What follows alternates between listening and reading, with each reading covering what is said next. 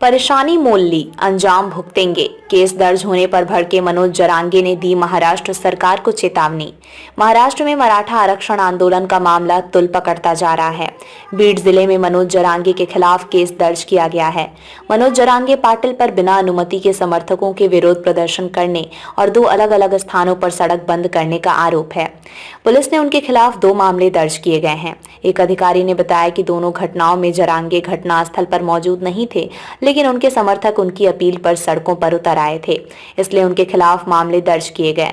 लगभग 80 लोगों के खिलाफ महाराष्ट्र पुलिस अधिनियम की धारा 135 के तहत मामला दर्ज किया गया है।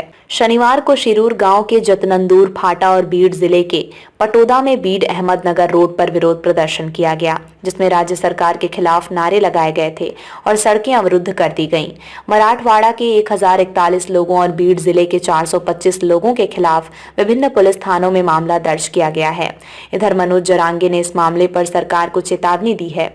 मनोज जरांगे पर सरकार ने शिकंजा कसा है। अधिकारी ने कहा, चूंकि जरांगे की अपील पर विरोध प्रदर्शन किया गया था, इसलिए उनका नाम भी अन्य लोगों के साथ आरोपी के रूप में शामिल किया गया है। उधर केस दर्ज किए जाने पर मनोज जरांगे ने एकनाथ शिंदे सरकार पर निशाना साधा है। उन्होंने कहा कि अगर वे मुझ पर मुकदमा चलाना चाहते हैं तो मुझे कोई समस्या नहीं है, लेकिन ऐसा करके वे और परेशानी मोल लेंगे। लोग नाराज होंगे और सीएम और गृह मंत्री को इसके परिणाम भुगतने होंगे। अब ये उनका फैसला है। मनोज जरांगे पर भड़के शंभुराज देसाई। लगातार आंदोलन और भूख हड़ताल के कारण मनोज जरांगे का स्वास्थ्य बिगड़ गया है। उनके स्वास्थ्य को कुछ राहत मिलनी चाहिए, इसलिए उन्हें आराम करना चाहिए। सरकार किसी से भी चर्चा करने के लिए हमेशा तैयार है। उन्हें आरक्षण के बारे में सरकार से जो कहना है कहें। सरकार के दरवाजे हमेशा खुले हैं, लेकिन बार बार भूमिका बदलने और मुख्यमंत्री उप मुख्यमंत्री के खिलाफ बेबुनियाद आरोप लगाने से मनोज जरांगे पार्टी में मराठा समाज का भरोसा कम हो रहा है। मंत्री शंभुराज देसाई मनोज जरांगे पर बराबर अपनी भूमिका बदलने का आरोप भी लगाया। शंभुराज देसाई ने मनोज जरांगे के समूचे आंदोलन की हकीकत बयान की। देसाई ने कहा कि मराठवाड़ा के 9 जिलों में सबसे पहले उन लोगों के उत्तराधिकारियों के कुनबी पंजीकरण की शुरुआत हुई जिनके पूर्वजों के पास कुनबी रिकॉर्ड थे।